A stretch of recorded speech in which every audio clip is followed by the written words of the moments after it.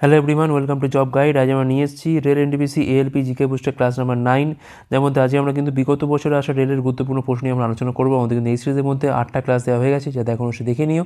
আগামী পরীক্ষার জন্য কিন্তু এই ধরনের প্রশ্নগুলো প্র্যাকটিস করে যাওয়াটা খুবই দরকার। চলো দেখে নেওয়া যাক বিগত বছরে কী ধরনের প্রশ্ন এসেছিলো। প্রথমে প্রশ্নগুলো তোমরা দেখো, নিজেরা অ্যান্সার করার চেষ্টা করো, শেষে কিন্তু অবশ্যই কমেন্ট করে জানিও যে কতগুলো পারলে আর কতগুলো ভুল হলো। প্রথম প্রশ্ন বলছে এখানে যে ব্যাংকিং ক্ষেত্রে এসএলআর বলতে কী বোঝায়? Simple lending rate, statutory lending rate, state liquidity ratio নাকি স্ট্যাচুটারি লিকুইডিটি রেশিও? সঠিক উত্তর হচ্ছে এটা স্ট্যাচুটারি লিকুইডিটি রেশিও। এখন এটা মানে কি বোঝায়? A minimum percentage of deposit that commercial banks must keep in liquid asset such as cash, gold or government approve security. একটা ব্যাংকে তাদের কিন্তু নিজস্ব একটা মেনটেন করতে হয়, ক্যাশে হতে পারে, সেটা গোল্ডে হতে পারে, কিংবা সরকার প্রদত্ত বা সরকার স্বীকৃত কোনো সিকিউরিটিজ পেপারে। ঠিক আছে, এখন বর্তমানে কিন্তু এটা প্রায় 18%-এর কাছাকাছি আছে। পরের প্রশ্ন কি বলছে এখানে? একটি মৌলের পারমাণবিক সংখ্যা সেই মৌলের নিউক্লিয়াসে উপস্থিত ড্যাশ সংখ্যাকে বোঝায়। পারমাণবিক সংখ্যা বলতে কি বোঝায়? পরমাণু ক্রমাঙ্ক, পারমাণবিক সংখ্যা। কী হবে? ইলেকট্রন, মেসন, নিউট্রন নাকি প্রোটন সংখ্যা? সঠিক উত্তর হবে এখানে কিন্তু প্রোটন সংখ্যা। অপশান ডি হচ্ছে রাইট অ্যান্সার। এটা কিন্তু আবার পরমাণু ক্রমাঙ্কও বলে থাকি আমরা। আর দেখো এখান থেকে আরেকটা জিনিস হয়, সেটা হচ্ছে কি না, নিউটন আর প্রোটন মিলিয়ে কিন্তু হয় এখানে ভর সংখ্যা। ঠিক আছে, নিউটন আর প্রোটন মিলিয়ে কী হয়? ভর সংখ্যা হয়। পরের প্রশ্ন, একটি 3.5 ইঞ্চি ফ্লপি ডিস্কের ক্যাপাসিটি হচ্ছে কত? 1.40 এমবি, 1.44 এমবি, 1 জিবি নাকি 2.44 এমবি? সঠিক উত্তর হবে এখানে 1.44 এমবি। 3.5 ইঞ্চের ফ্লপি ডিস্কের ক্যাপাসিটি হচ্ছে 1.44 এমবি। পরের প্রশ্ন, নিম্নের কোনটি উভচর শ্রেণীর মধ্যে পড়ে? বিড়াল, কচ্ছপ, পায়রা নাকি ব্যাঙাচি?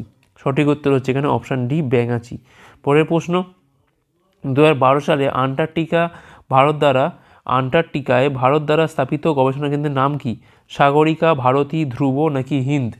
সঠিক উত্তর হচ্ছে এখানে ভারতী। দেখো এটা কিন্তু আমাদের 3 নম্বর পার্মানেন্ট আন্টার্কটিক রিসার্চ স্টেশন। ঠিক আছে, এর আগে কী ছিল? এর আগে ছিল মৈত্রী ছিল, আর ছিল দক্ষিণ গঙ্গোত্রী। পরের প্রশ্ন, পশ্চিমঘাট এবং পূর্বঘাট ড্যাশ পাহাড়ে মিলিত হয়েছে? নীলগিরি, অমরকণ্টক, শিবালিক নাকি মৈকাল? সঠিক উত্তর হবে এখানে নীলগিরি পাহাড়ে এটা মিলিত হয়েছে। অপশান এ হচ্ছে রাইট অ্যান্সার। পরের প্রশ্ন, নিম্নের কোন ব্যক্তি অ্যাপেল আইএনসির সাথে সহ প্রতিষ্ঠাতা হিসাবে যুক্ত নয়?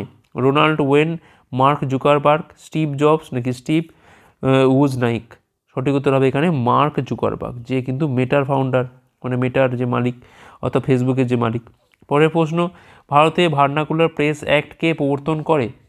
Lord Wellington, Lord Liton, Lord Ripon নাকি লর্ড ডালহৌসি? সঠিক উত্তর হবে এটা লর্ড লিটন কিন্তু ভার্নাকুলার প্রেস অ্যাক্ট প্রবর্তন করেন। পরের প্রশ্ন, নিম্নের কোন সত্যাগ্রহে বল্লভভাই প্যাটেল সর্দার উপাধি পান? আহমেদাবাদ মিল স্ট্রাইক, চম্পারণ, বারদৌলি নাকি খেদা?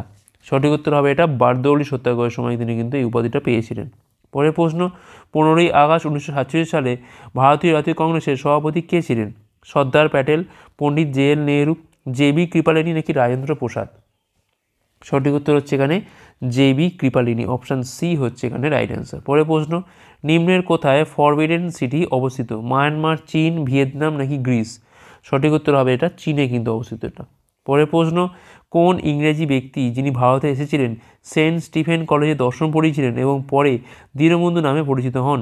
William Pitt, Lord Russell, Michael Madhusudan Dutta নাকি সি.এফ. এন্ড্রিউস?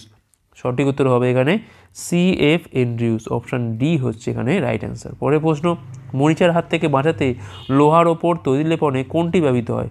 রোডিয়াম, জিঙ্ক, টিন নাকি ক্রোমিয়াম? সঠিক উত্তর হবে দস্তা বা জিঙ্ক। ওকে, দেখো মরিচার সংকেত কি? Fe2O3X H2O। এটা কী হয়? একটা জারণ বিক্রিয়া হয়, লোহা জল এবং অক্সিজেনের সাথে বিক্রিয়া করে হাইড্রেটেড আয়রন 3 অক্সাইড তৈরি করে, যা আমরা মরিচা হিসেবে দেখি। বিক্রিয়াটা দেখো, 4Ap হচ্ছে সলিড, 3O2 হচ্ছে এখানে গ্যাসের পরিমাণ, প্লাস 6H2O মানে জলীয় বাষ্প বা জল, মিলিয়ে কী হচ্ছে এখান থেকে FeOH3 তলার দিকে এটা। ঠিক আছে, এইটা হচ্ছে এক ধরনের সলিড বা কঠিন জিনিস, যা কিন্তু বলছি আমরা ছিদ্রযুক্ত মরিচা। এর সাথে অতিরিক্ত অক্সিজেনের বিক্রিয়া হয়ে এটা আলটিমেট কী হয় না, Fe2O3 আর হচ্ছে XH2O তৈরি করে, যা হচ্ছে একটা মরিচার সংকেত। তাই মরিচার সংকেত কিন্তু হয় কি না, Fe2O3XH2O। পরের প্রশ্ন, ভারতের 46th প্রধান বিচারপতি কে ছিলেন? দীপক মিশ্র, কুরিয়ান জোসেফ, চেলামেশ্বর নাকি রঞ্জন গগৈ? সঠিক উত্তর হবে এখানে কিন্তু অপশান ডি, রঞ্জন গগৈ ছিলেন 46th প্রধান বিচারপতি। বর্তমানে যিনি আছেন তিনি হচ্ছে সঞ্জীব খান্না, 51st।